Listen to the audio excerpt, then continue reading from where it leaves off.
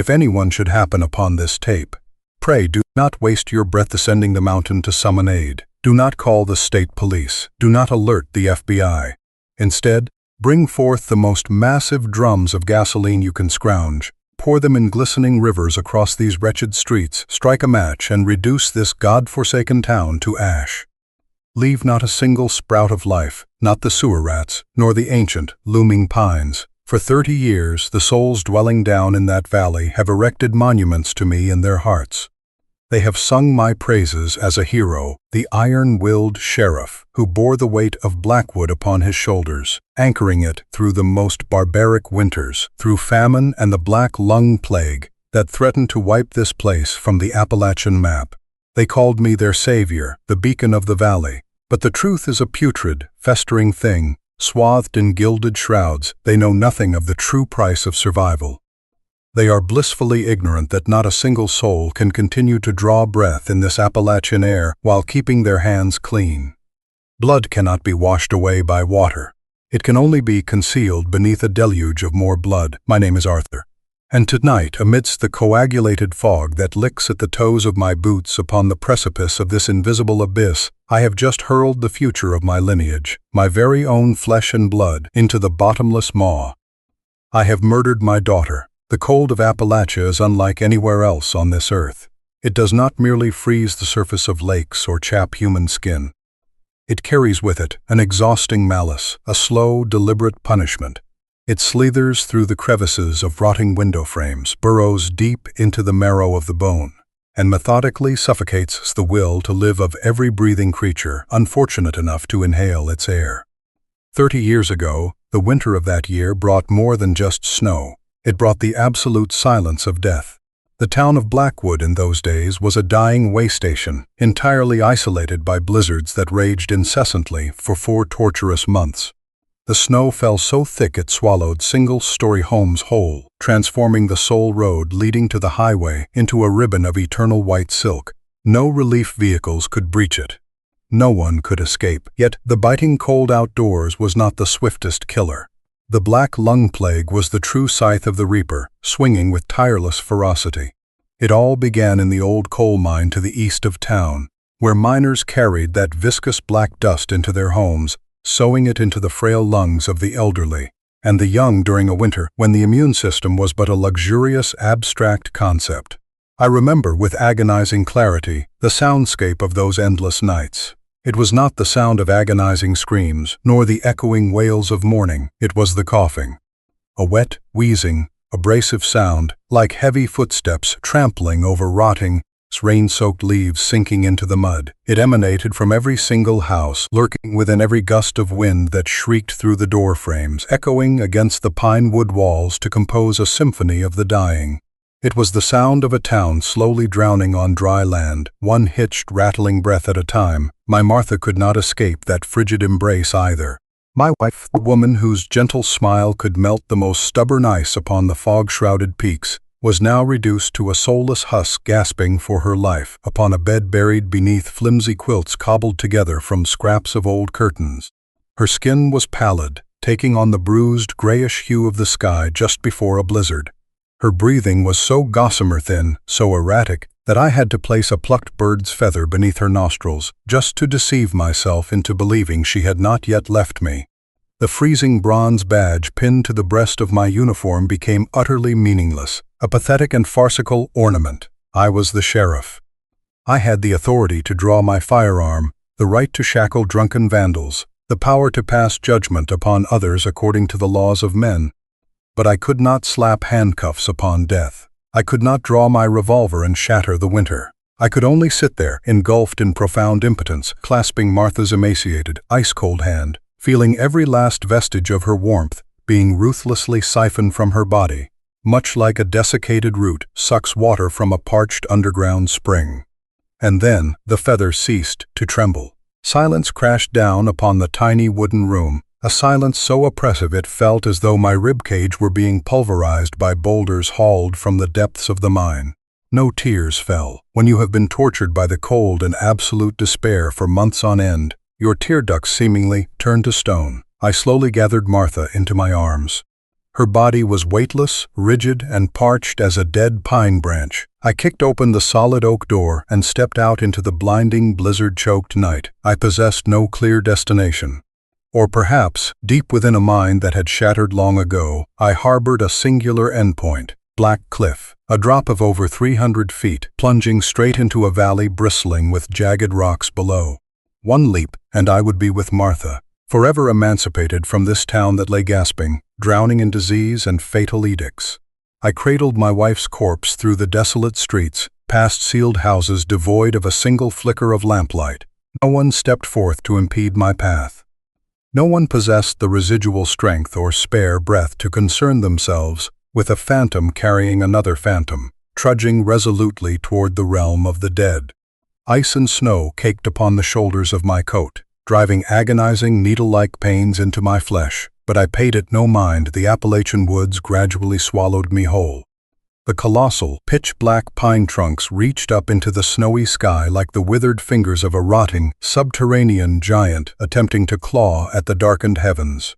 The deeper I ventured into the forest, the more the wind abruptly ceased its howling.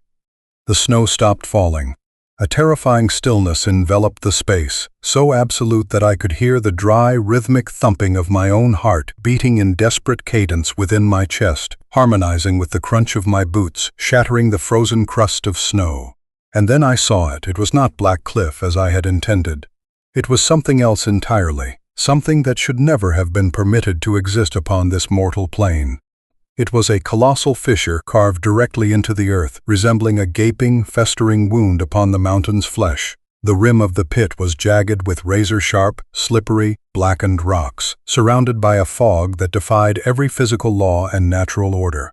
It was not a pale gray. It was an opaque, sickly, coagulated hue, thick as spoiled milk. What sent a glacial chill down my spine and froze every suicidal ideation within my skull was not the bottomless depth of the abyss, but rather the way that fog moved. It did not drift or dissipate into the ether. It was slowly slithering up from the abyss, clinging tenaciously to the rocks, extending slimy tentacles to grab hold of the cedar roots at the crater's edge, before retreating, sucked back down into the depths. The maw was breathing. It was inhaling and exhaling to a primordial, malevolent, and endlessly patient rhythm. I stood paralyzed at the edge of the pit, clutching Martha's body tightly to my chest. The air here reeked of decomposition, the metallic tang of rust intermingling with the scent of ancient primordial mud, a sickly sweet nauseating odor that made my stomach knot and turned the back of my throat bitterly acrid. Then I began to hear them, the whispers.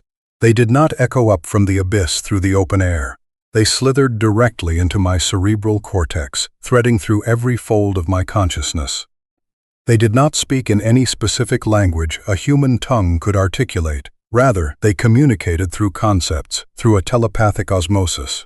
Fragmented visions violently detonated within my skull. A resplendent spring, fields of maize blooming with silken tassels, rosy-cheeked children bounding down the sun-drenched streets of Blackwood, chests expanding and deflating with robust health, brimming with the sap of life, entirely devoid of the wheezing rattle of the black lung. Life. The maw was unveiling before me a future overflowing with life, and in exchange, I could feel its ravenous yearning. This mountain, this abyssal depth, was a living entity, ancient, blind, yet insatiably famished. It had no use for currency. It could not be swayed by hollow prayers or pathetic sniveling tears. It bartered in one currency alone: blood. It required warm, fresh meat. It demanded a sacrifice. At the precise moment my mind was teetering, violently swaying between the hysteria of my loss and the delirium induced by the fog pounding against my brain, the dry, sharp snap of a broken branch echoed behind me. I slowly turned around. A man materialized from within the spectral mist. He was a stranger, clad in tattered, ragged clothing, exuding the sour stench of poorly brewed moonshine mingled with days-old stagnant sweat. He menacingly gripped a rusted hunting knife caked in mud. Clearly, he was a fugitive fleeing the law, a robber or murderer who had drifted into these mountains to evade a relentless manhunt in the neighboring state, accidentally driven to a dead end by the blizzard. He looked at me, his gaze sweeping over the gleaming badge on my chest, then down to Martha's corpse in my arms. His eyes sparked with the feral, vile desperation of a dying predator that still wishes to tear and rend. "Drop that damn badge, old man, and toss the wallet here, or I'll slit your throat and strip your wife's corpse bare," he growled, his voice guttural and fragmented by dry, hacking coughs brought on by the freezing cold. By all rights, an ordinary man would have felt terror, or at the very least assumed a defensive posture, but I felt no fear. Staring at the filthy, degenerate scum standing before me, my mind suddenly became lucid, razor-sharp, and terrifyingly tranquil. The whisper tones in my head screamed more ferociously than ever, echoing like a hymn of salvation, died in the hues of violence. A life for a life. I knelt with deliberate slowness, carefully placing Martha's body upon the porous, freezing snow, as gently as if I feared waking her from a deep slumber. I stood back up, locking eyes with the bandit. There was no need to draw my gun. The revolver in the leather holster at my hip suddenly felt superfluous. I lunged at him with a speed and raw power that even I had not anticipated, the formidable strength of a man who had absolutely nothing left to lose. He swung his arm, slashing a blow that grazed the shoulder of my coat, tearing through the wool and carving a shallow trench into my flesh, but I registered absolutely no pain. My massive, calloused, rough-hewn hand clamped down around his throat, like a vice forged of cold steel. His eyes bulged in their sockets, the knife clattered uselessly onto the snow. He flailed, his fingernails clawing frantically at the back of my hand in a panic-stricken bout of asphyxiation. The overpowering stench of alcohol and fetid breath blew directly into my face. I ignored it all. We grappled, our staggering footsteps crushing the snow as we moved backwards, retreating inch by inch toward the lip of the foggy abyss. "One human life," I whispered into his ear, my voice deep, parched, and devoid of soul, as though the sound did not originate from my vocal cords but echoed up from the deepest chasms of the underworld. "Your one piece of garbage life, traded for the lives of hundreds. You will become a savior, even if you never wished to be." The man gaped his mouth, intending to spew curses, his eyes broadcasting sheer, unadulterated horror as he recognized the boundless void opening up behind him. But he was afforded no opportunity to vocalize his terror. I channeled every final ounce of strength belonging to a desperate man, bracing my muscles to lift him bodily off the ground and shoved him violently forward. There was no prolonged, echoing scream. His body floundered, breaching the boundary of the jagged rocks, and plummeted in freefall into the coagulated, ravenous fog waiting below. And the very instant his form was swallowed by that mist, a blood-curdling, wet, guttural squelch resonated from the unfathomable depths, sounding exactly like a gargantuan stomach that had just pulverized and swallowed its prey whole. Then, a miracle of sickening proportions unfolded right before my eyes. In the blink of an eye, the milky white fog that had been aggressively extending its tendrils suddenly froze in place, contracted, and began to thin, retreating deep into the bowels of the abyss. The oppressive, suffocating weight that had besieged the forest vanished abruptly. In its stead, a warm, carrying the pungent, earthy aroma of topsoil, the scent of fresh pine resin, and the breath of newly sprouted leaves, unexpectedly wafted up from the valley, instantly dispelling the bone-chilling frost of the great freeze. The crust of ice beneath my boots encasing the rim of the pit began to exhibit spiderweb cracks and weep melting water. I collapsed to my knees at the precipice, burying my rugged face in my hands, gasping in ragged, heaving breaths. My eyes stared blankly into the pitch-black void below, the very place that had just devoured a life. The following morning, as I carried Martha's frozen corpse back into Blackwood, I was not greeted by the familiar, sickly symphony of coughing. I was met with sheer, unadulterated astonishment. The afflicted who only last night had lain gasping on their deathbeds were now staggering out onto their porches, tearing away their thin blankets with their own hands, throwing their heads back to greedily inhale drafts of crisp, pristine air, their chests expanding fully without the slightest obstruction. The outdoor temperature had soared unnaturally. The thick layers of ice coating, the rooftops were thawing, dripping steadily onto the wooden floorboards. Spring had truly returned to Blackwood, a full 3 months ahead of the natural order, as radiant and flawless as a miracle delivered directly from the hand of God. Not a single soul in town inquired where I had been all night.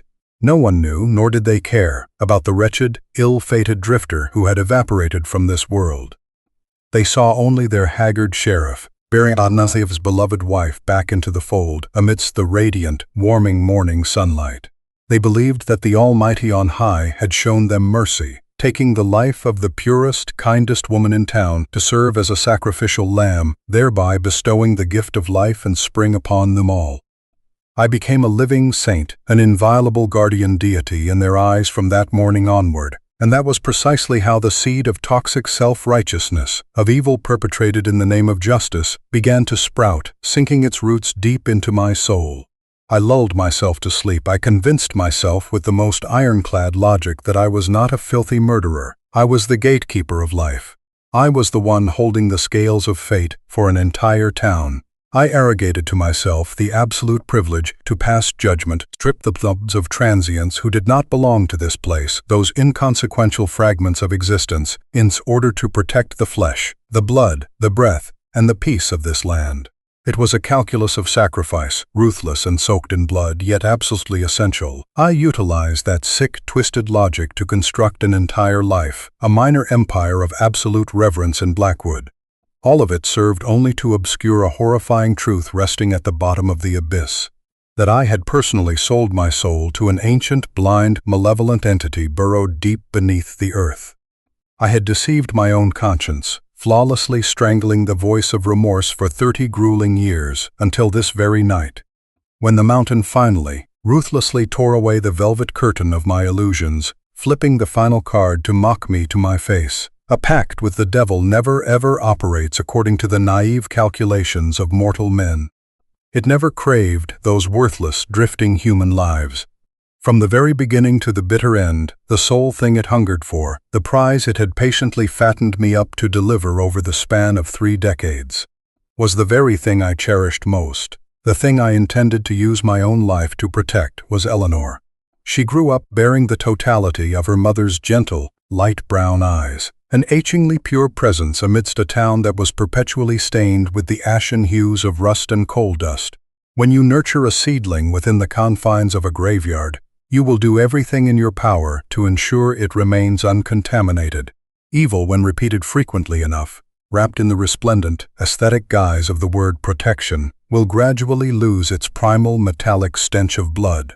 Instead, it metamorphoses into a bland, methodical routine, carrying the musty scent of administrative ink and the cheap camphor wafting from a uniform locker. Becoming a monster is an effortless endeavor.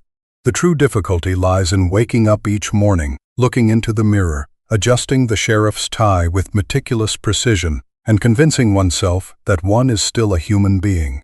The invisible meat grinder I had established in Blackwood operated with a chilling smoothness, as flawless and silent as a venomous spider spinning its web amidst rotting cedar leaves. This mountain possessed its own biological clock. As the 10-year mark approached, that dark pact would writhe and awaken, delivering unspoken yet tremendously heavy reminders through the distortion of the 5 senses. The normally clear atmosphere of Blackwood would slowly curdle, taking on a scorched, acrid flavor like rusting iron mixed with damp, molding leaves with every deep breath I drew. The water sputtering from the bathroom faucet would shift to a turbid, cloudy hue, leaving a nauseating, metallic tang in the back of the throat despite the filtration system and the sound. That was the most terrifying aspect of all.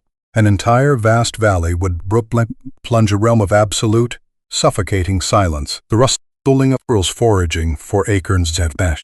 The clattering flap of black crows' wings upon the ancient oak branches died out completely. All that remained was the wind howling through the crevices of the stone cliffs, sounding exactly like the mournful sigh of a colossal stomach that was hollow, agonizingly starved, and demanding to be fed. That was when I knew the harvest cycle had arrived once more. I did not allow the mountain to seek out its own prey. If I let it succumb to its wrath, its hunger would ravage indiscriminately and might snatch up anyone in town. It might snatch up the neighbors who greeted me each morning, or worst of all, it might snatch up Eleanor. I had to become the hunter, the one who curated the menu for the blind, supreme deity beneath the earth. I commenced my nocturnal excursions to the northern slopes, where hidden forks in the path led into unmapped primordial forests. Bearing buckets of glaring, reflective yellow paint, the harsh chemical scent of solvent stinging my nostrils painfully, I labored in the freezing night to personally erect forged trail signs. Safe trail, campsite with spring water, shot for sunrise viewing. Every deafening blow of the hammer driving nails into the oak wood echoed like the rhythmic pounding of nails, sealing the coffin of my own conscience. I constructed a labyrinth of death, a flawless system of misdirection, manipulating the curious footsteps of wayward travelers who strayed from the safety of the asphalt, luring them into a massive funnel where the singular destination was the foggy maw patiently waiting. But the signs were merely inanimate tools. The beating heart of this meat grinder was me, the amiable, exemplary sheriff with salt and pepper hair and a smile that perpetually graced his lips.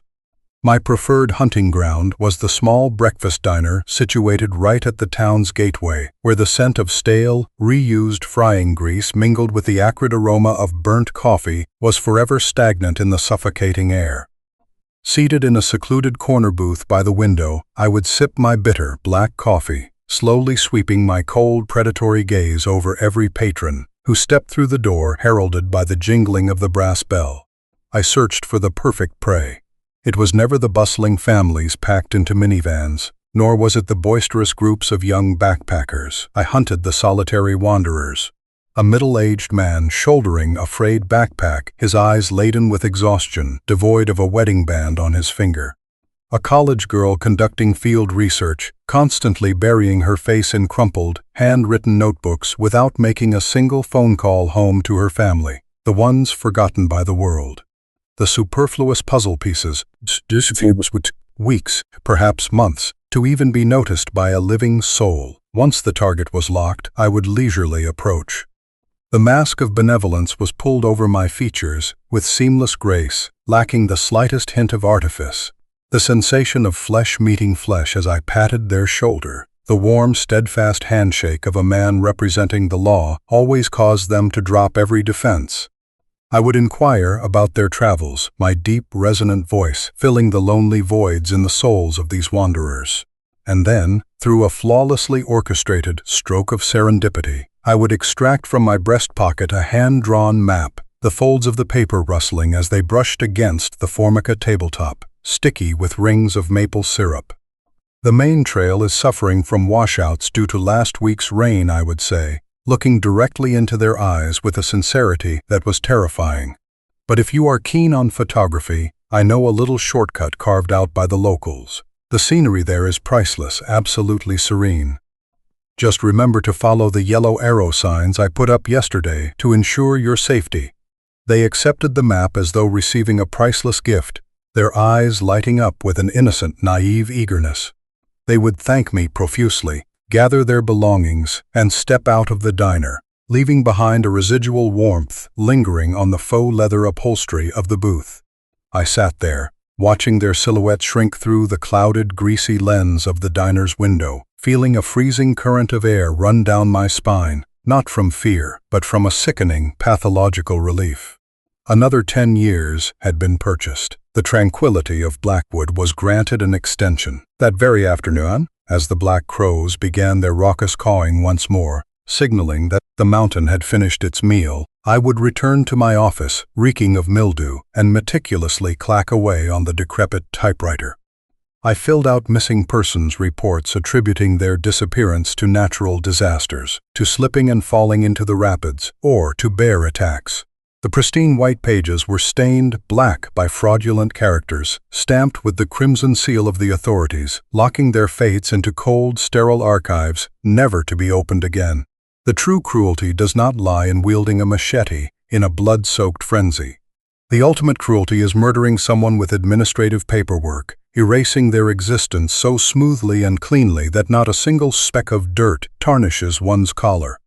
But a man cannot clutch a colossal lump of black tar to his chest without emitting a foul stench.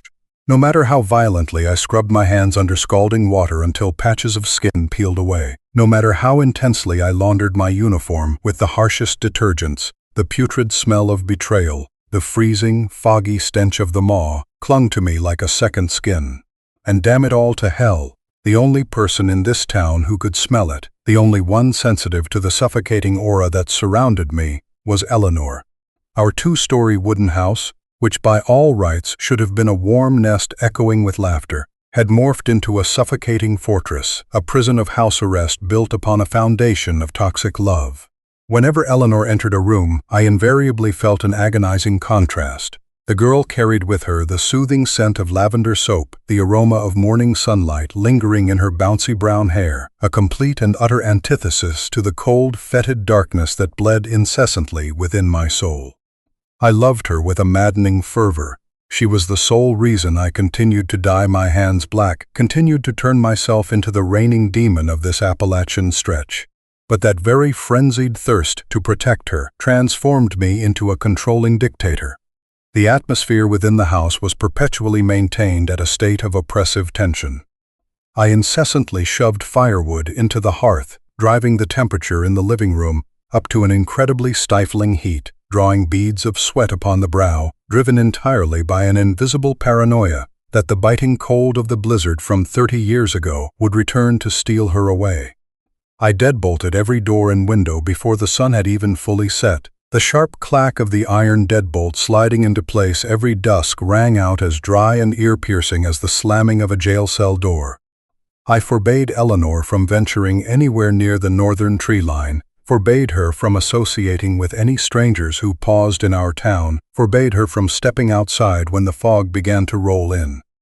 I believed I was forging an impenetrable shield to protect her from the monster down in the valley, utterly blind to the reality that I had transformed into another monster entirely, imprisoning the bloom of her youth within a toxic cocoon of overprotection that practically strangled her. Our dinners often passed in a thick, coagulated silence, so heavy that the clinking of silverware against the porcelain plates seemed to make the very air vibrate. Eleanor would sit there, her face cast down, poking listlessly at her cold mashed potatoes without swallowing a single bite. I could distinctly hear her rapid, frustrated breaths, could feel her stolen glances full of resentment and indignation, darting toward me through the sickly, jaundiced, flickering light of a dying overhead bulb.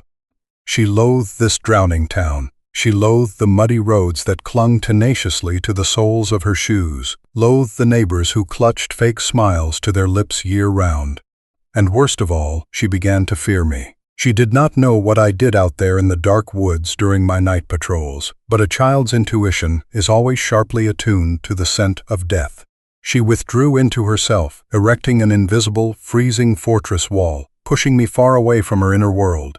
I lost count of the times our arguments erupted, not in the form of screaming and smashing furniture, but in the soft, venomous hisses forced through clenched teeth, the ultimate culmination of repressed fury between two souls who could not fathom one another. "You are suffocating me. I am not an object for you to lock away in a glass display case," Eleanor once screamed, her bloodshot eyes brimming with tears, her hands gripping the back of the sofa so fiercely her knuckles turned a trembling, ghostly white. Her voice shattered, weaving into the relentless ticking of the grandfather clock in the corner. "I want to leave Blackwood. I want to go to the city for school. I cannot keep dying a slow death in this invisible coffin any longer." But every time she brought up the prospect of leaving, an icy current of electricity would shoot down my spine. Leave? Escape my supervision? A frenzy of rage and terrifying panic would twist my stomach into knots. I slammed my fist against the wooden table so violently that my teacup flew to the floor, and shattered, razor-sharp ceramic shards scattering in every direction, hot tea bleeding into the fur rug. No one is permitted to leave this place. As long as I am drawing breath, you are forbidden from stepping foot beyond the boundaries of this town. I roared, my voice hoarse and distorted by a primal atavistic fear. I was not afraid of her becoming independent. I was afraid of the mountain. The mountain had forged its pact with me at the borders of Blackwood. If Eleanor stepped outside the circle of protection I had watered with blood, who could guarantee the mountain wouldn't punish me by stripping her of her life out there? Blind overprotection had blinded me to every sign of a fracture. I was steadfast in my delusion that as long as I continued tossing the bodies of strangers down the abyss, continued deadbolting the doors every night, my daughter would be safe. I was supremely confident in my ability to govern fate as a sheriff, confident in the invisible meat grinder fueled by my cunning and deceit. But I had forgotten the most fundamental law of nature. Water always flows to the lowest point, and human beings will always find a way to escape suffocation. It was that very wall of freezing silence between father and daughter, that very thirst for freedom repressed to the absolute extreme within Eleanor, that silently unlatched a secret door, paving the way for a devastating catastrophe that, even if I sacrificed thousands of lives, I could never have foreseen. The hunt of the final 10-year cycle was plodding forward, and this time, my flawless meat grinder had begun to derail. That derailment did not announce itself with an ear-splitting crack or a catastrophic collapse, but rather, it commenced as a silent, insidious fracture slithering up from the darkest subterranean depths of the Blackwood Valley. The 30th year. The third cycle had told, but this time, the blind monster beneath the maw no longer possessed the patience to coil itself in a fitful hibernation. It was starving, a hunger far more gnawing, aggressive, and deranged than at any point in the past. As though the bland lives I had tossed into the abyss over the last 20 years has never been sufficient, serving only to further enrage its colossal stomach's lust for fresh blood and meat. The mountain began to manifest its impatience with brutish force, trampling over the laws of physics. The atmosphere, inherently frigid, was now compressed to an oppressive extreme. The opaque fog, thick as cold lard, no longer docilely huddled at the tree line, it began to spill downwards. At night, as I peered through the crack in the curtains, I could see the slimy tendrils of mist slithering past the ancient pines, licking at the town's wooden fences, and creeping into the gravel roads like albino serpents sniffing for prey. The temperature plummeted in a grotesque manner. It was not the customary dry cold of an Appalachian winter, but a wet, clinging chill that adhered to the flesh, wormed its way under the fingernails, and made every joint ache with agonizing sharpness upon movement. Accompanying the thermal drop was the scent. The air in Blackwood was tainted by a foul, pungent stench, an amalgamation of sulfur, prehistoric mud, and the cloying, sweet grease of rotting, decomposing meat. It hovered everywhere, clinging to garments, invading the trachea with every deep inhalation, and leaving a bitter, gall-like taste upon the tongue. The town's animals began to sense the demonic draught. The normally ferocious hunting hounds tucked their tails and burrowed deep beneath the floorboards, whining throughout the night. Flocks of birds in the oak canopies would periodically drop dead to the earth with a dry thud, stiffening with their milky white eyes rolled back in their heads, devoid of a single physical wound. The mountain was draining the life force from all things. It was issuing an ultimatum. The pressure of time bore down heavily upon my eardrums, manifesting as a ceaseless, droning hum, as if a hive of disturbed bees were swarming within my skull. I broke out in cold sweats, even though the outdoor temperature could freeze a basin of water solid in mere minutes. My stomach knotted relentlessly. I drove the decrepit patrol car, pushing the failing engine to its limits along the highway, prowling around gas stations and breakfast diners, straining my bloodshot eyes in a desperate search for a victim. Yet, ironically, the desolation of Blackwood during days of extreme weather had transformed into a death sentence suspended precariously above my head. For an entire week, not a single unfamiliar vehicle passed through. Not a lost backpacker, not a stray explorer with time to kill no one. The town's stillness now felt exactly like a noose slowly tightening around my throat. If I did not offer up a sacrifice in time, the mountain would tear down the fences and invade the town itself, and who knew whose lives its blind, ravenous fury would drag away. And then, on the very day I had nearly succumbed to the brink of a madness, so profound I contemplated snatching some homeless drunk passed out under a bridge in the neighboring town to satiate the mountain's thirst. The oak door of the sheriff's office echoed with a dry, hollow click. The brass bell fastened to the doorframe let out a shrill, jingling chime, ripping through the suffocatingly thick atmosphere of mildew and scorched coffee within my office. A gust of freezing wind from the street swept in, dragging with it the dry, rasping scuttle of dead oak leaves across the hardwood floor. I snapped my head up from the chaotic sprawl of paperwork. Standing squarely in the threshold was a young man. His appearance was the absolute antithesis of the typical prey that usually wandered into my crosshairs. He was no disheveled vagrant in tattered rags, reeking of cheap, rot-gut liquor. He appeared to be about 25, possessing a tall, robust stature, clad in a moss-green, heavy-duty waterproof trekking jacket. His leather boots were splattered with mud, yet they still betrayed an undeniable air of expense. The young man offered a greeting, his voice rich, warm, impeccably articulate, and unnervingly polite as it echoed against the drab, slate-gray walls of the sheriff's office. He introduced himself as Julian, a geologist from a university up in the city, sent here to conduct an independent sedimentary sampling project within the fog-draped valley. The hubris of a man long accustomed to playing the arbiter of life and death began to cloud my vision.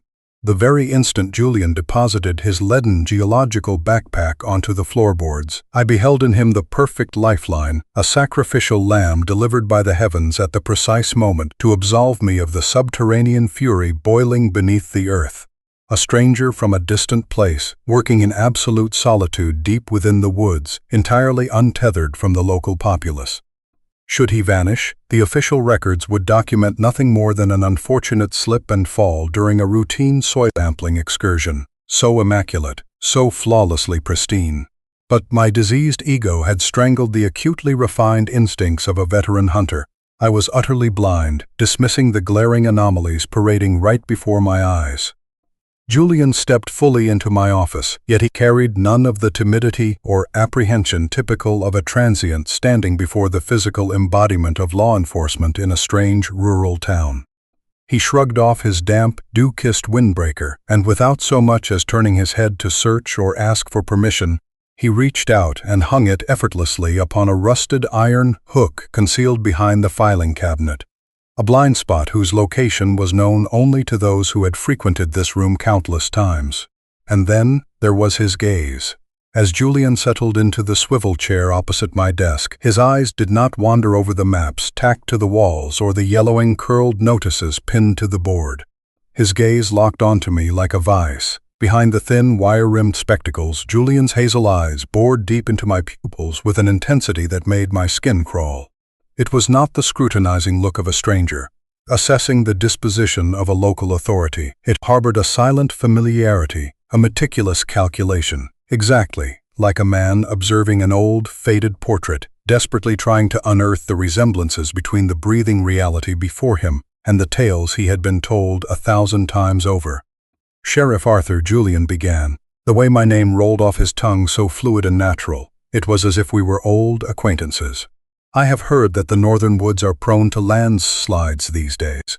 I have no desire to become a nuisance to your town, so I was hoping you might offer me some counsel on which areas I ought to steer clear of." His docility and exquisite manners washed over me in a wave of euphoric comfort, the intoxicating thrill of leading a lamb to the slaughterhouse while the victim cheerfully mutters words of gratitude. I offered a smile, a mask of fabricated benevolence polished to absolute perfection, and slowly leaned back in my chair. At that precise moment, Julian leaned forward, sliding his survey permit and identification card across the wooden desktop toward me. A delicate current of air shifted with his movement, brushing faintly against the tip of my nose. My hyper-attuned olfactory senses were instantly triggered. Slicing through the stagnant, moldering stench of archaic paperwork and stale cigar smoke that haunted the office was a sharp, ethereal, yet agonizingly persistent fragrance. Lavender. It was no cloying, cheap synthetic essential oil. It was a pure, earthy aroma underscored by the faint, milky sweetness of a gentle shampoo. My throat abruptly constricted. A glacial jolt of electricity ran dead down my spine. It was the exact, unmistakable scent I inhaled every single morning whenever I passed the closed bathroom door of my own home, the fragrance that lingered upon Eleanor's soft tresses.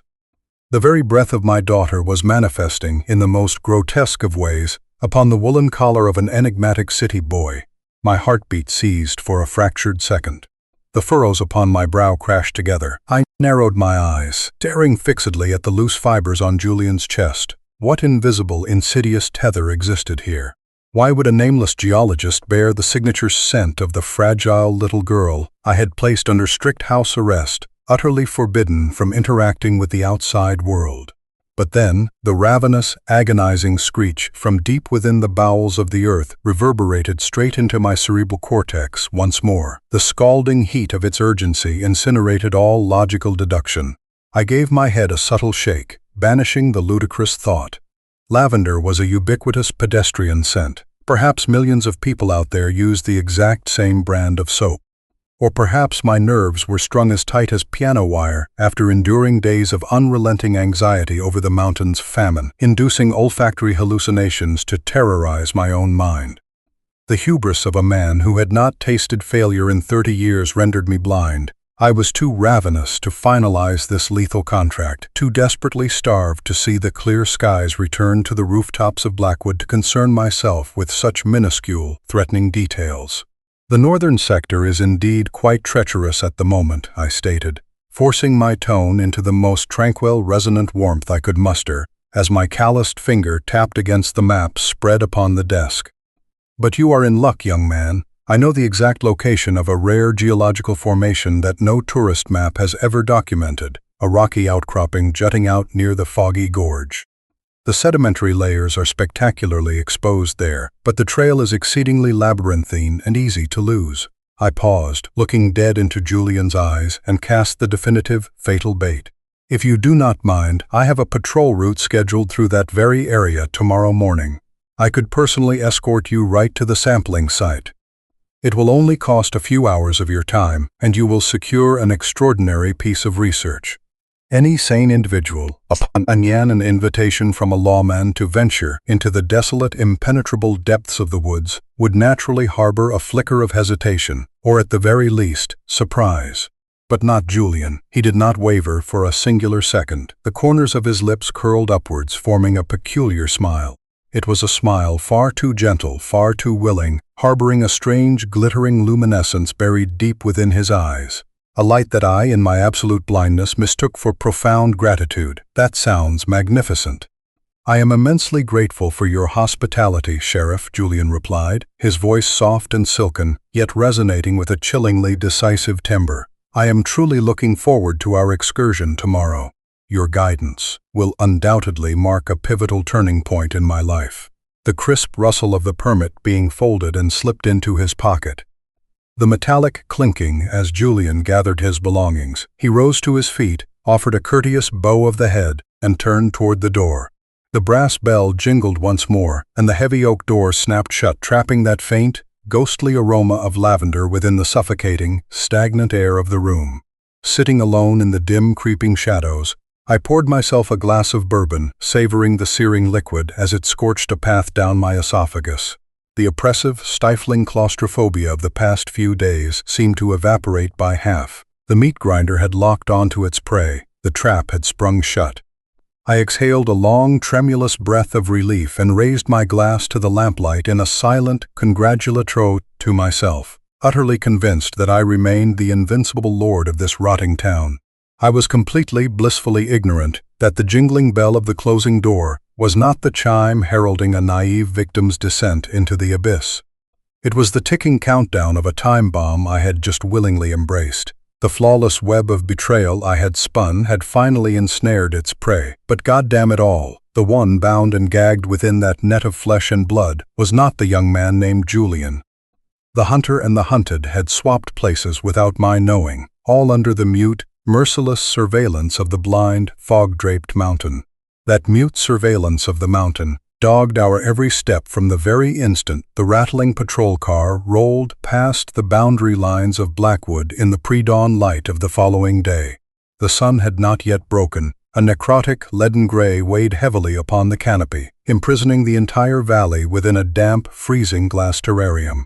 I parked the cruiser in the desolate clearing at the trail's end, where the glaring yellow reflective signs I had personally erected glowed with a sickly pallor in the haze. As I shoved the car door open and stepped out, the bone-chilling frost of the Foggy Gorge slapped me across the face, dragging with it the putrid metallic stench of ancient mud and decaying cedar leaves rotting beneath the frost. It was razor-sharp, slipping down the collar of my wool sweater to sink its fangs into my flesh. Julian hoisted the leaden backpack onto his shoulders, his leather boots crunching against the brittle, dead leaves with a crisp, shattering sound. He did not shiver in the slightest. In fact, as he brushed past me to head toward the darkened trail ahead, he took a deep, lingering inhalation, his chest expanding to welcome that toxic air with a bizarre, unsettling relish. We began our descent deep into the stomach of the mountain. The further we strayed from the asphalt, the more the light was strangled by the colossal pine trunks. The surrounding space began to contract, turning claustrophobic and dense. The fog, opaque as rice water, did not float idly. It cascaded across the earth, like a ribbon of viscous, sticky silk, coiling around our ankles and slithering through the folds of our trousers. I could palpably feel its clammy, mucus-like moisture clinging to my skin, leaving behind an irritating film. Within this void, nothing remained save for the heavy thud of footsteps, pulverizing dry branches, and the rhythmic, metronomic cadence of our panting breath. I slipped a hand into my breast pocket and extracted my battered antique brass compass. True to the pathological nature of this cursed land, the needle began to violently tremble, then spun in a chaotic, directionless frenzy. The Earth's magnetism had been entirely stripped away here, usurped by a malevolent, localized gravity that dragged all things toward the yawning, ravenous mouth of the abyss. I shoved the compass back into my pocket, fixing my gaze on the broad back of the young man marching with supreme confidence ahead of me. Unlike previous victims who inevitably displayed anxiety and terror, constantly throwing paranoid glances over their shoulders as they plunged into the chartless depths of the woods, Julian carried himself with an unbothered poise that was deeply, fundamentally chilling. He walked casually, using his hands to bat away dead oak branches obstructing the path, occasionally running his fingertips over the moss-drenched bark, as if he were a man admiring his old, familiar childhood home. The absolute deadness of the forest should have terrified him. There was no birdsong, no hum of insects, only the wind shrieking through the high canopy, sounding like the threatening, ragged exhale of an invisible colossus. Yet, Julian remained entirely unperturbed, and then he began to speak. His voice resonated in a steady, warm baritone, puncturing the frigid, oppressive atmosphere, weaving through the fog to strike against my eardrums. "Have you lived in Blackwood long, Sheriff? I imagine a man like you must have a wonderfully happy family waiting for him at home." I hitched my breath for a fraction of a second, my eyes narrowing at his back. The inquiry was not a piece of idle, polite small talk. It harbored a razor-sharp probe swathed in the velvet of casual interest. I tensed the muscle fibers across my shoulders, meticulously spitting out each fragmented, desiccated word. 30 years. My wife passed a long time ago. I have only a daughter. A daughter, Julian echoed, drawing out the final syllable, the crunch of his boots keeping perfect time with his strides. I've heard that raising children in these mountains is no simple feat. They are like birds locked within a glass cage. The more they are sheltered, the more fiercely they yearn to fly away, even if their wings might be torn to shreds by the blizzard. He paused for a heartbeat, turning his profile to look back at me. Piercing through the veil of mist, I saw his hazel eyes flashing with a complex, utterly fearless glint. Have you ever considered that protection at times can become the most merciless of shackles? My throat went bone-dry, tasting the bitter, acrid bile of acid reflux. Every single word spilling from the young man's lips slashed directly across my darkest, most repressed thoughts regarding Eleanor. How did he know? How dared a godforsaken geologist from the city plunge invisible daggers into the flawless facade I had painstakingly erected? A raging inferno began to kindle, churning in my stomach like a venomous serpent whose tail had just been trampled. But I forced the wrath down. I swallowed it back along with a mouthful of thick, gelatinous saliva. It mattered not. A dying man is always entitled to his final, incoherent ramblings. Let him speak. Whatever sounds he produced now were nothing more than worthless, last words surrendered to the void. We ventured deeper. The terrain began a steep decline. The ambient temperature plummeted to such brutal depths that I could vividly see the plumes of white vapor escaping Julian's mouth and nostrils with every exhalation. Everything around us was flash freezing. The foliage was coated in a blindingly white brittle layer of hoarfrost. The nauseating stench of primordial putrefaction grew aggressively potent, invading my sinus cavities and causing my temples to throb in agonizing, percussive bursts. The maw was directly ahead. From a distance, it did not manifest as a distinct geographical chasm, but rather as a grotesquely deformed, violently butchered pocket of space. The fog here did not drift lazily. It spiraled into a gargantuan, churning umbilical cord, twisting like a colossal albino tornado, plunging straight into the earth. The shriek of the wind being vacuumed through that foggy funnel sounded like the wailing chorus of thousands of trapped, damned souls. It was starving, It was screaming to be fed. The droning hum hammered against my eardrums, activating every ruthless, cold-blooded instinct of a hunter whose hands had been steeped in blood for 3 decades. Julian came to a halt. He stood barely 2 meters from the precipice. The ravenous fog immediately extended its slimy tentacles, wrapping tightly around the heels of his boots, slithering up his trouser legs as if tasting the flavor of this new prey. "Have we arrived?" Julian spoke, his voice remaining impossibly serene and meditative, standing in absolute, jarring contrast to the deranged, roaring fury of the abyss just beneath his feet. He did not look down into the pit. He tilted his head upward, staring into the boundless void across the gorge, where the ash-gray canopy thrashed violently in the wind. I stepped forward, maintaining a calculated, safe distance, my rough hands curling slightly inward, knuckles bone-white, prepping for a familiar surgical motion that would leave no trace behind. "We have," I replied, my voice now choked into a dry, soulless rasp, colder than the glacial ice beneath our feet. "The optimal sedimentary structures lie right on that rocky edge. Feel free to take a few more steps forward to get a clearer view." But Julian did not advance. He pivoted on his heel, turning to face me directly. The distance between us was now reduced to less than an arm's length. Standing on the very precipice of the realm of the dead, the young man did not exhibit the slightest tremor of fear. On the contrary, the corners of his mouth curved into a profoundly gentle smile, a smile harboring a sense of solace and liberation, a bizarre, radiant warmth that was entirely incompatible with this atmosphere choked by the stench of death. He stared straight into my eyes, and that glittering, incandescent light within his hazel irises flared to life once more. The shrieking of the abyss surrendered to a suffocating, gelatinous silence that condensed tightly around the 2 men. "Sheriff," Julian articulated, every syllable ringing out with pristine clarity, piercing straight through my calloused armor. "You love your daughter, do you not? A father would do everything in his power to protect his own flesh and blood, but is a father truly prepared to forgive every transgression his child might commit? Even if that child has deceived you, shattered every rule you ever laid down, solely to seek out a sanctuary where she truly belongs?" The question was a freezing, spectral hand plunging deep into my chest, crushing my heart. My breath stalled. My mind felt as though it were being ripped apart by a frenzied, chaotic paradox. Why was he asking such a question at this exact moment?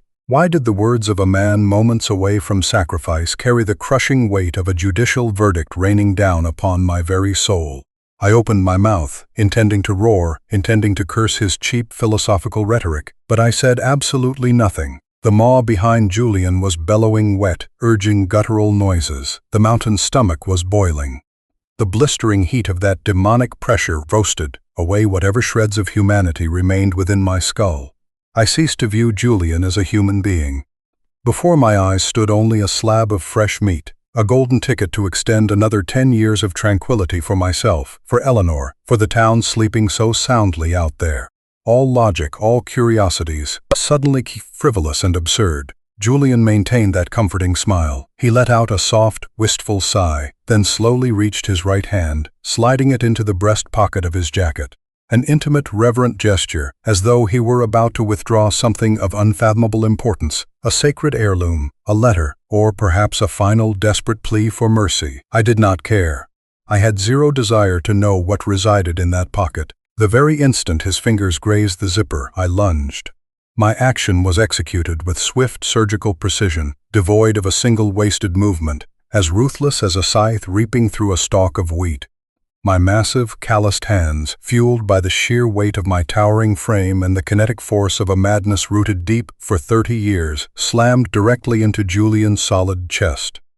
I could distinctly feel the rigid resistance of his ribs through the windbreaker fabric, could feel the vibrant warmth of living human body temperature and transferring into my mums for a fleeting, tenth of a second eternity. A single absolute shove, drained of any and all hesitation. The smile on Julian's lips did not even have time to fade. His eyes fluttered briefly, flashing with an expression of sheer, unadulterated astonishment, yet utterly devoid of wrath or hatred. His center of gravity was violently pitched off the jagged rocky ledge. He flailed, falling backward into the void. plunging through the coagulated, ravenous fog, waiting with bated breath below. Not a single, panic-stricken scream rang out. No shrieks begging for mercy, no curses from a betrayed man. It was the absolute, jarring antithesis of the blood-curdling wails that had ripped from the throats of all the victims before him. Julian fell in absolute silence. His body was instantly devoured by the fog, vanishing from the realm of the living in a single, merciless blink of an eye. And then, a dry, muffled, bone-shattering thud echoed up from the bottomless abyss, the sickening sound of pulverized bone and ruptured flesh amalgamating with the revolting, wet squelching of a gargantuan stomach contracting to chew its prey. I stood rooted to the precipice, my arms still extended forward in the posture of the push, gasping in ragged, staccato breaths that shredded my lungs.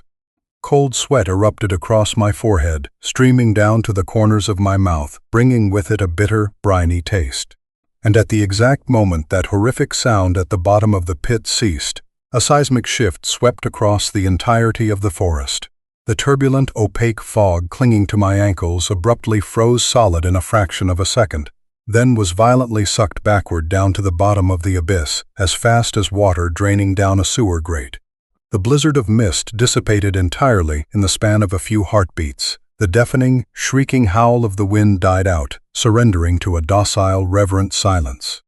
The suffocating, oppressive atmosphere shattered, replaced by a current of crisp, impossibly fresh air. The pungent reek of putrefaction vanished cleanly, returning to the pine forest the pristine scent of resin and rain-washed earth. I lifted my head. High above, the leaden clouds were parting, yielding to a brilliant, honey-golden ray of sunlight that pierced through the oak canopy, illuminating the exact spot where I stood.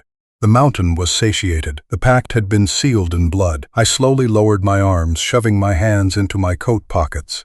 A wave of soothing warmth radiated through my body, banishing the agonizing chill that had nested in my marrow for the past several days.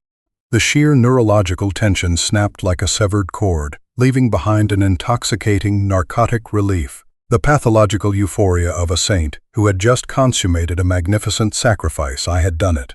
I had triumphed over the natural order yet again. Blackwood was saved. Eleanor was secured for another 10 years. I pivoted, taking long, confident strides across the bed of dry leaves back toward the trail. In my mind, there echoed only the rhythmic tack-tack-tack of a woodpecker beginning to bore into tree bark, a flawless acoustic backdrop for the fabricated piece I had just purchased. I did not turn my head back to look at that tranquil abyss, not even once. Hubris had paralyzed me, ensuring I was completely, utterly oblivious to the horrifying reality that the thing I had just shoved into the bottomless void with my own 2 hands was not merely a slab of meat meant to fill the mountain's stomach. I had slammed the gates of hell shut, only to lock myself side with the echoes of karma that were slowly beginning to bleed out. I thought everything was finished. The truth was, the most barbaric sentence had only just begun. Patiently coiled and waiting for me beneath the coarse canvas fabric of the abandoned backpack resting on the rear bench of my patrol cruiser.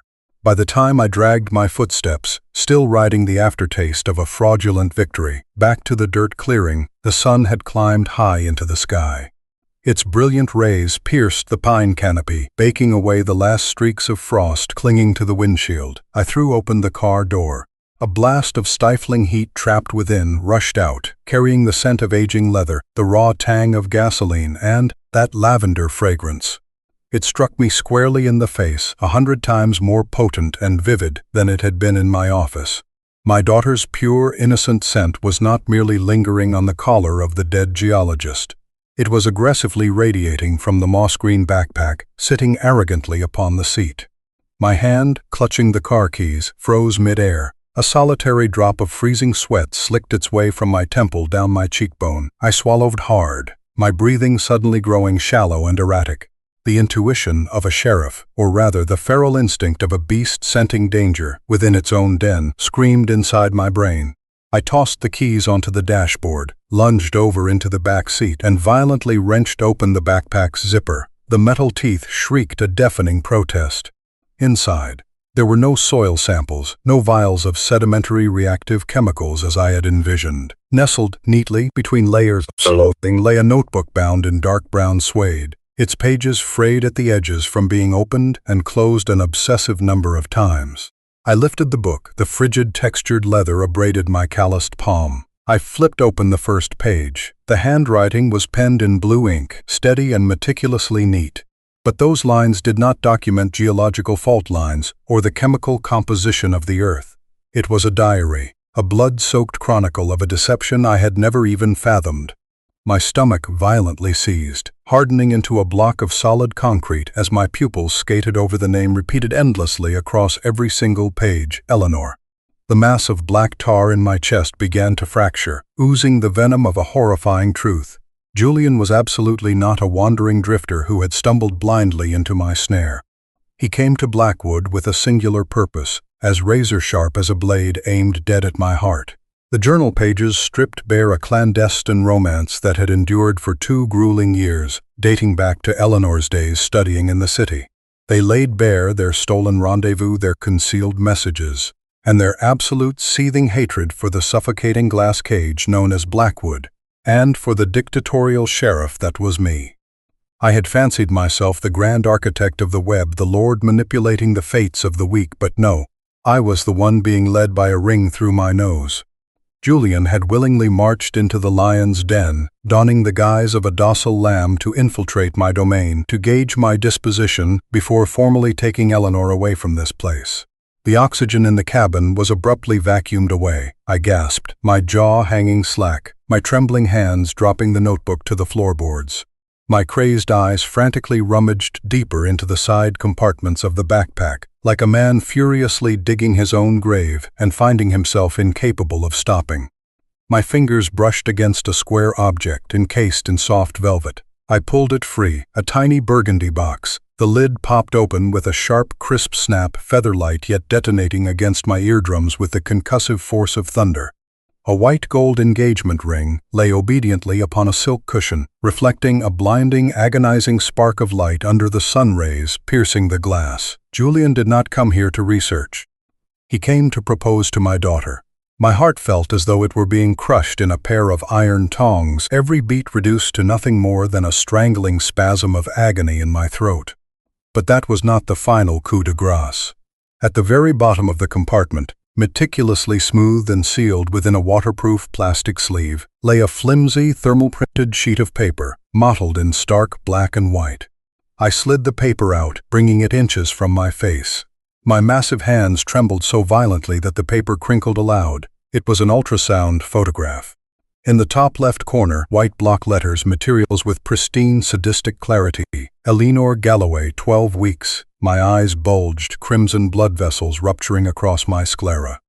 A choked, guttural sob ripped itself from my throat, sounding identical to a wild beast whose lungs had just been shredded by buckshot. 3 months. My daughter was carrying a 3-month-old life within her. My grandchild, the blood of the Galloway lineage, and I, the great sheriff of Blackwood, the father who had sacrificed dozens of strangers' lives to protect his family, had just personally shoved the father of that child into the abyssal depths of hell. My vision blurred, swimming in a sea of tears and sweat. I frantically flipped to the back of the ultrasound photo. Words hastily scrawled in black ballpoint pen appeared, frantic as a final testament. Eleanor, wait for me in the old limestone caves at the base of the foggy gorge. Hide there so you'll be safe from the prying eyes of the townsfolk and his patrols. Once I've used the survey excuse to speak with your father, if he agrees, I will come for you, and we will leave openly. But if he stubbornly insists on imprisoning you in his madness, I will find the back route down into the caves myself, and we will elope. Wait for me. The words "wait for me" were slightly smudged, as if a teardrop or a bead of sweat had fallen upon the page. But my mind was no longer capable of processing such sentimental devotion. Every neural pathway in my brain short-circuited, detonating into a catastrophic inferno of panic. The old limestone caves at the base of the foggy gorge. My geographical expertise and the dark guard secrets of Appalachia I possessed suddenly turned on me, shredding my psyche into a million jagged pieces. That limestone cave system was not an isolated cavern. It was a sprawling, hollowed-out subterranean network directly connected to the root structures of the maw. It was the digestive tract, the colossal stomach of the mountain itself. I, better than anyone, knew the operational laws of that guillotine.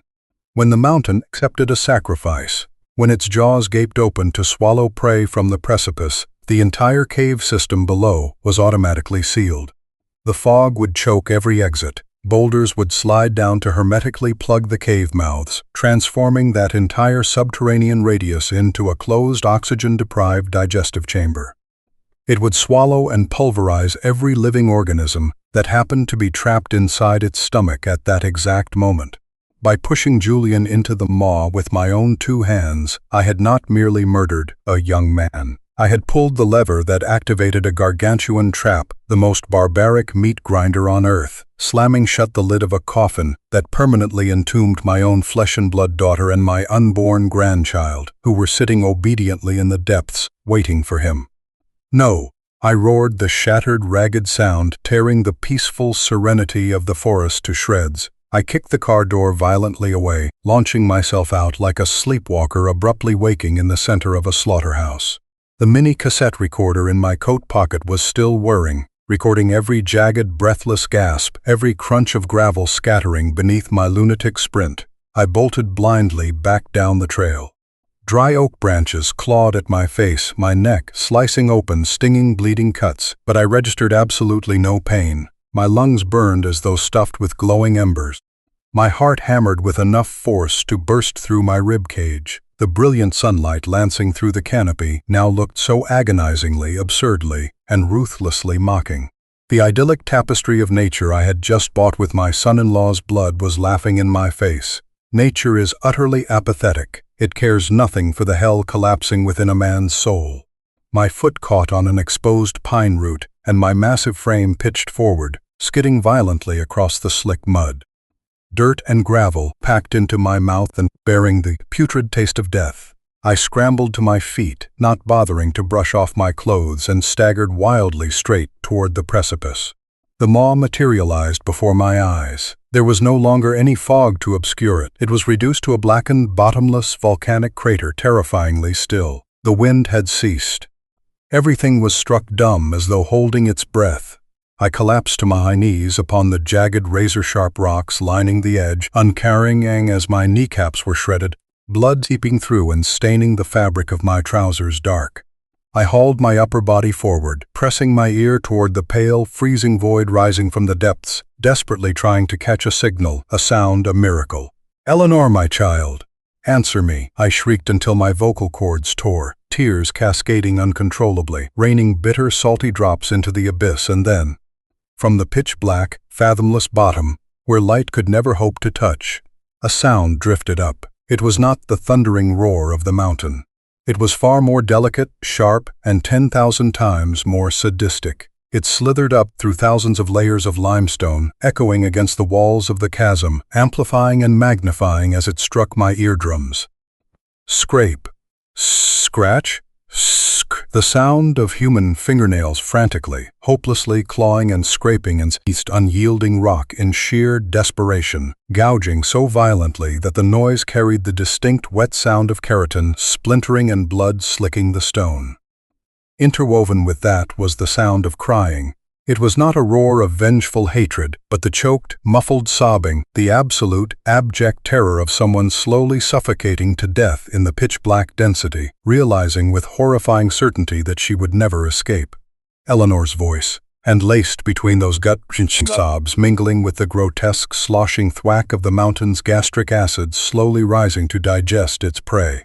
I heard a melody. A distorted, warbling lullaby trembling from my daughter's throat, crooning meaningless lyrics as she desperately tried to soothe the tiny baby in her womb in the face of an irreversible death. The mountain was full. The curse never takes outsiders. It always demands that which is most precious. I dropped my forehead against a jagged spike of rock, squeezing my eyes shut, biting through my lower lip until it bled to stifle a howl of impotent, deranged fury. This is the final chapter of my life. This tape will be the only thing that remains. There is no grace, no salvation for a man who has brokered a deal with the devil. That was the final recording, captured on the frost-covered cassette player, discovered by a rescue team lying abandoned on the precipice of Blackwood 3 months later. The remains of Sheriff Arthur, the remains of the young man named Julian, and the silhouettes of the young woman Eleanor and the unborn child in her womb were never found. They had merged, for all eternity, with the blackened digestive machinery of the foggy Appalachian mountains. We always adore telling one another tales of noble sacrifice. That a lone individual can grit his teeth, dirty his hands, and shoulder the most filthy sins imaginable, just to keep the ones he loves living purely in the sunlight. We camouflage atrocities behind a beautiful veneer called protection. But reality, my friends, is infinitely more cruel and transactional. You cannot ink your name on a blood-soaked pact with the devil and harbor the naive hope that he will spare your family. The devil has no concept of altruism, sheds no tears for paternal love. He holds only one absolute concept, the price to be paid. Arthur fancied himself the man holding the hilt, the master manipulating la fin-de-tête chessboard of an entire town. Yet, in the final act, he was nothing but a cowardly pawn by his own hubris and toxic need for control, leading him to personally offer up upon the sacrificial altar the very bloodline, the very future he had traded his humanity to preserve. That thing called protection, at times, is the sharpest blade of all, severing the windpipes of those we cherish. Now I have a question to ask you. A question that might rob you of your sleep tonight as you watch your loved ones slumber safely. If Arthur had known beforehand that the young man standing on the edge of the abyss that day was his future son-in-law, would he have still shoved Julian into the pit to salvage the lives of thousands of Blackwood citizens from the plague?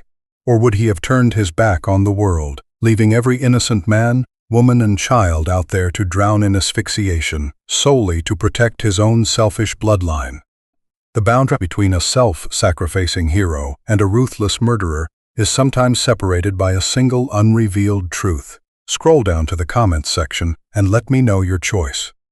I am genuinely morbidly curious to see, had you been standing upon the precipice that day, who you would have chosen to hurl into the abyss of death, a place where the most beautiful dreams are so often ripped apart by naked, blood-drenched truths. If you relish the sensation of being haunted by the most putrid, festering corners of the human psyche, hit like and subscribe so your name will never fall upon the mountain's sacrificial ledger.